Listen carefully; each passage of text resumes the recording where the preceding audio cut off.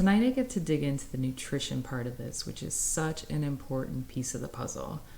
You may have seen some of the sayings that going around, ones that are like, you can't out train a bad diet, or abs are made in the kitchen, not in the gym. And they are so true. A common misconception is that as long as you're working out, you can eat whatever you want and expect to lose weight. And that just doesn't work that way. In our groups, we talk about nutrition daily. We talk about healthy recipes, better food choices to eat, how to detox your body, how to get more energy, what foods zap your energy, and staying hydrated.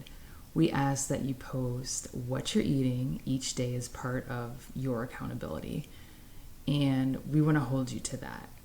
If you have to show someone a picture of what you're eating, think about this for a second. If you have to show them the picture and you're kind of embarrassed about it, maybe you shouldn't be eating it. Maybe that'll make you think twice about it. We also talk about different ways to track what you're eating so you can identify any food triggers that you have. Maybe you tend to overeat or you binge eat, and we want you to learn new ways to replace eating and also to know what triggers you. So we want you to learn the new ways with positive activities, and that could be anything from working out, taking a walk with a friend, listening to relaxing music, watching a funny movie, or anything like that. So what I thought I would do is go over what I'm calling the diet cycle real quickly here, and just to see if any of you can relate to this. So generally when you start dieting, you reduce calories and you start exercising. Seems like a no-brainer, right? Usually in the first 5 to 7 days, you lose a couple of pounds and you're feeling okay. This is working. Success. But then what happens in the second week? Even though you're eating better, you're eating less food, and maybe you're cutting out foods that your body actually needs, like carbs or healthy fats. And by days 10 to 14, it catches up with you. And what you're going to find is that you're nutrient deficient. It's virtually impossible to cut your calorie intake without also cutting your nutrients. And that's where people tend to fail. You're tired because you're trying to do more with less nutrients.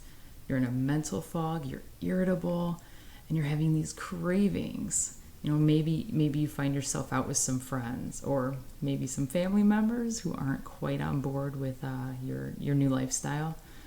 And you see them eating pizza or French fries or burgers or something delicious that you've been craving, and it smells so good. And you see the temptations and you're feeling frustrated, and you're not feeling very good, so you just give in. And what comes next after you give in?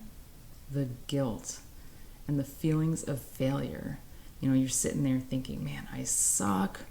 Why do I always do this to myself? I'm so good for 2 weeks, and then I hit a bump in the road. I feel crappy. I fall off. But you know what? I'll just start again fresh Monday. And this is the cycle. Am I right?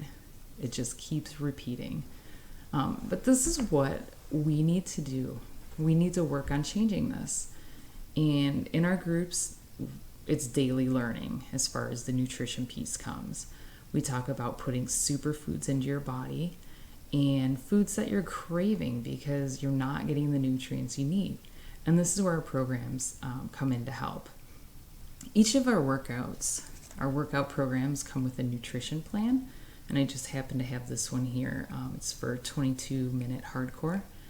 And what they do, is a lot of them come with what is called a portion fix.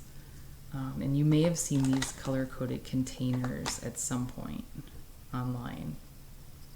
A bunch of different sizes and colors. And each container corresponds with a different type of food. So we've got one for veggies, we've got fruits, carbs, proteins, healthy fats, seeds and dressings.